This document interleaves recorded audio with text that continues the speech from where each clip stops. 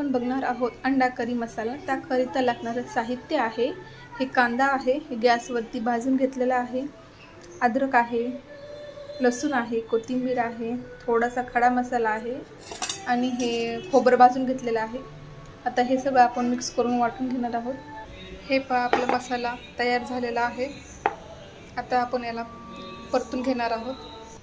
तेल गरम झालेलं आहे, त्यामध्ये आपण हे तेजपान टाकणार आहोत। नंतर आपण मसाला टाकणार आहोत। याच्यामध्ये आपण हळद टाकणार आहोत।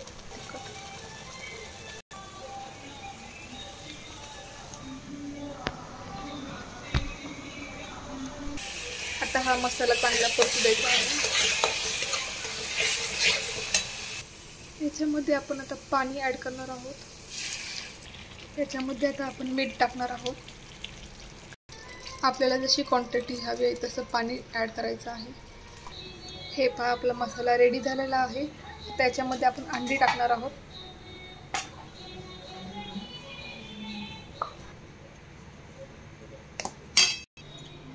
हे पहा आपली अंडा करी भाजी रेडी झालेली आहे।